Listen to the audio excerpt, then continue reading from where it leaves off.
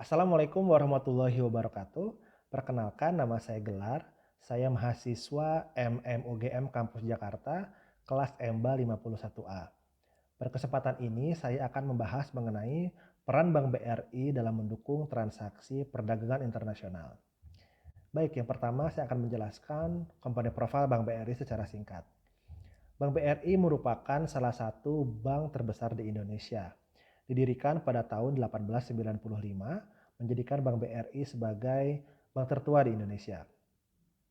Kemudian untuk portofolio bisnis, Bank BRI merupakan bank yang fokus kepada segmen UMKM, di mana lebih dari 80% kredit yang disalurkan merupakan pembiayaan kepada sektor UMKM. Tetapi meskipun fokus kepada segmen UMKM, BRI juga memiliki penguasaan yang kuat untuk sektor lainnya, khususnya sektor devisa. Bank BRI telah menjadi bank devisa sejak tahun 1962. Dan hingga kini Bank BRI terus dan semakin berkembang menjadi salah satu bank devisa terbesar di Indonesia. Hal ini dibuktikan dengan volume transaksi ekspor impor yang melalui Bank BRI yaitu mencapai 24,6 miliar US dollar atau mencapai setara dengan 7,2% dari total ekspor impor nasional. Baik, berikutnya sebelum saya membahas lebih jauh mengenai peranan Bank BRI dalam mendukung transaksi ekspor impor, saya akan menjelaskan terlebih dahulu pengertian dari perdagangan internasional itu sendiri serta faktor-faktor yang mendukung terjadinya atau mendorong terjadinya transaksi perdagangan internasional. Menurut Farrell dalam bukunya yang berjudul Business Foundation: A Changing World, perdagangan internasional merupakan kegiatan jual beli atau pertukaran barang dan jasa yang melewati perbatasan nasional sebuah negara. Kemudian faktor-faktor apa saja sih yang mempengaruhi terjadinya transaksi perdagangan internasional? Seperti kita ketahui bahwa transaksi atau jual beli internasional sebetulnya sudah berlangsung sejak zaman nenek moyang kita. Dimulai dari kegiatan barter, pertukaran barang dengan barang atau barang dengan jasa. Namun seiring dengan berkembangnya teknologi dan berkurangnya hambatan perdagangan atau trade barriers, maka perdagangan internasional tumbuh semakin pesat. Nah, faktor-faktornya diantaranya adalah pertama, adanya perbedaan teknologi di beberapa negara. Negara yang memiliki tingkat kemajuan teknologi lebih tinggi cenderung untuk mengimpor barang-barang ke negara yang memiliki level teknologi yang cukup rendah. Kemudian faktor pendorong yang kedua adalah adanya perbedaan sumber daya yang dimiliki. Sumber daya yang dimaksud di sini termasuk sumber daya alam seperti bahan baku tambang, mineral, serta sumber daya non-alam seperti mesin-mesin, infrastruktur, dan sistem komunikasi. Faktor yang ketiga adalah perbedaan permintaan. Perbedaan permintaan yang dimaksud di sini adalah permintaan yang dapat mendorong terjadinya perdagangan internasional. Permintaan yang dimaksud adalah permintaan atas suatu barang atau jasa, di mana suatu negara bisa memiliki permintaan yang lebih tinggi atas suatu komoditas dibandingkan komoditas lainnya. Berikutnya adalah faktor yang keempat, yaitu skala produksi ekonomis.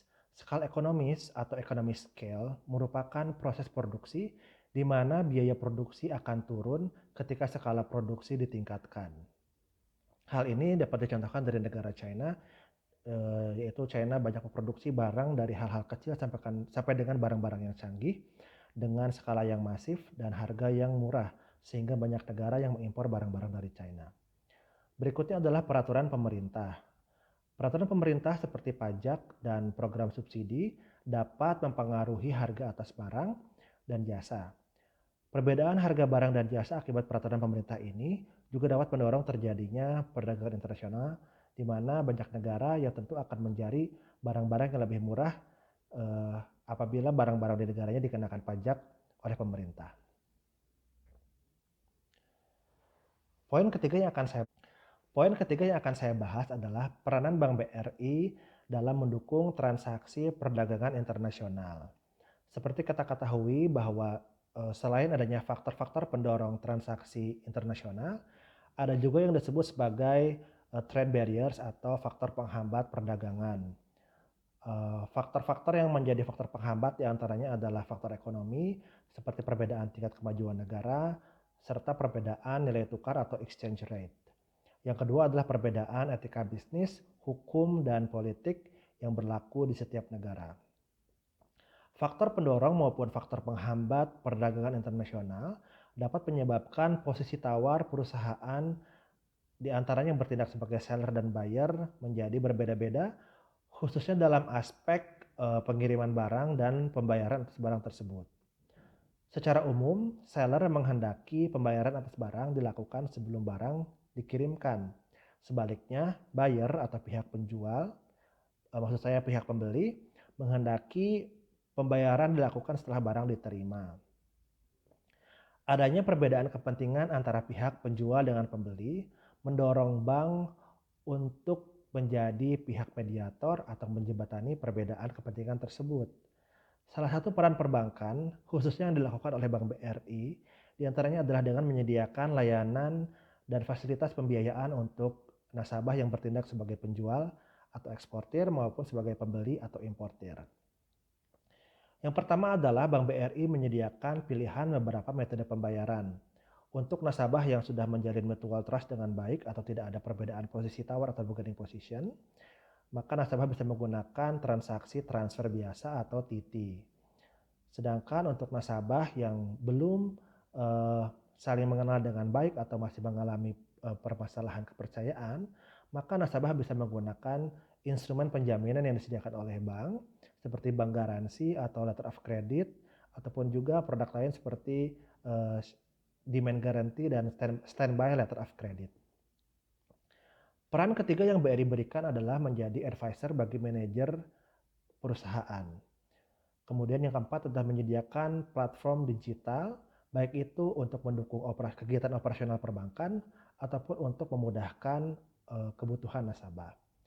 Dan yang kelima adalah menyediakan fasilitas pembiayaan dengan tujuan untuk melakukan atau mengunlock cash flow yang terjadi akibat proses supply chain atau perdagangan internasional. Berikutnya yang akan saya bahas adalah mengenai situasi dan tantangan yang dihadapi oleh Bank BRI sebagai bank yang memberikan layanan maupun pembiayaan untuk nasabah yang melakukan perdagangan internasional. Yang pertama adalah perkembangan teknologi yang semakin cepat, di mana dengan adanya perkembangan ini BRI didorong untuk terus melakukan perubahan-perubahan, di antaranya mendigitalisasi proses, termasuk proses perbankan maupun menyediakan platform-platform digital untuk nasabah. Yang kedua adalah persaingan dengan kompetitor. Seperti kita ketahui bahwa bisnis perbankan merupakan sektor yang cukup berkembang di Indonesia, sehingga persaingannya pun cukup ketat, dan di sini BRI ditantang untuk memberikan layanan terbaik dan memiliki ciri khas dibandingkan bank-bank lainnya, diantaranya melalui inovasi-inovasi produk yang berkaitan dengan proses ekspor impor. Dan yang ketiga adalah adanya direct services dari perusahaan-perusahaan non-bank, diantaranya adanya produk blockchain yang ditawarkan oleh perusahaan-perusahaan startup maupun perusahaan-perusahaan besar. Kemudian apa yang dapat kita kaitkan dengan teori yang ada di dalam business management? Analisis teori akan dikaitkan dengan bagaimana layanan perbankan juga merupakan salah satu faktor pengambilan keputusan yang dapat dilakukan oleh manajer, khususnya dalam global environment. Menurut Farrell kembali, pemimpin perusahaan di abad 21 didorong untuk menjadikan perusahaannya menjadi perusahaan global, yaitu perusahaan yang tidak hanya berkompetisi dan beroperasi di dalam negeri, tapi juga di luar negeri. Kemudian aspek apa saja yang harus diperhatikan oleh manajer perusahaan jika ingin menjadi perusahaan global? Aspek yang harus diperhatikan adalah global environment, yaitu faktor-faktor atau kondisi dari luar perusahaan yang mempengaruhi dan membentuk cara kerja perusahaan itu sendiri. Nah, global environment sendiri terdiri dari dua aspek. Yang pertama adalah general environment dan yang kedua adalah task environment.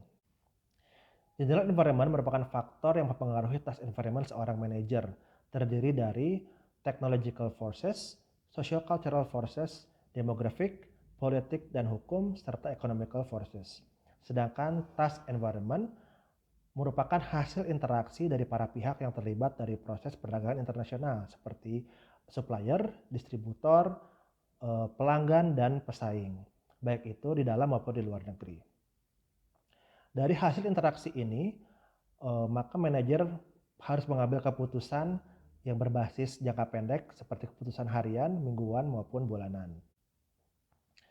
Kemudian dari analisis teori tersebut, di mana peran Bank BRI sehingga bisa mendukung manajer dalam mengambil keputusan di dalam global environment.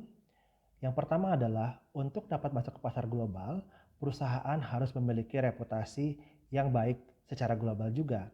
Reputasi yang baik bertujuan agar posisi tawar perusahaan, baik itu sebagai seller maupun supplier, ataupun sebagai trader menjadi terpercaya. Apabila perusahaan berada di sisi pembelian, maka perusahaan harus dapat memastikan bahwa supplier-supplier yang akan bekerja sama memiliki kepercayaan kepada dirinya, khususnya mengenai ketepatan waktu pembayaran. Hal tersebut dapat didukung dengan menggunakan fasilitas pembiayaan yang disediakan oleh perbankan, sehingga cash flow perusahaan yang tersedia bisa digunakan untuk kebutuhan operasional lainnya.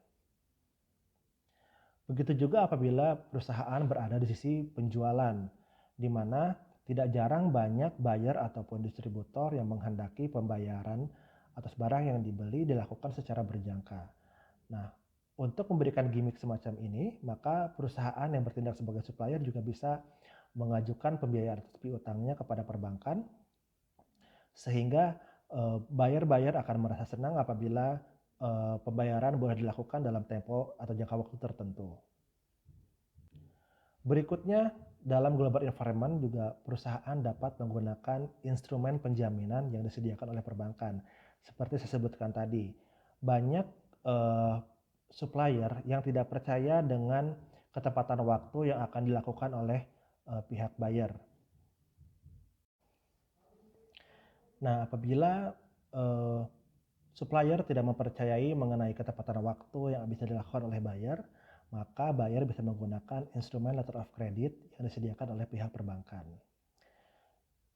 Berikutnya, layanan ataupun jasa yang dapat dimanfaatkan oleh manajer perusahaan untuk menjadi global company adalah dengan memanfaatkan layanan advisory yang diberikan oleh perbankan, khususnya Bank BRI.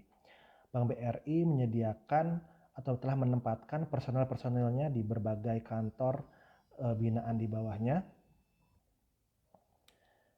di mana personel-personel tersebut bertugas untuk memberikan advice kepada nasabah-nasabah yang bergerak di bidang ekspor impor. Advice yang diberikan pun beragam, mulai dari ketentuan-ketentuan yang berlaku dalam perdagangan internasional, ketentuan mengenai sanksi, nilai mata uang, dan seterusnya.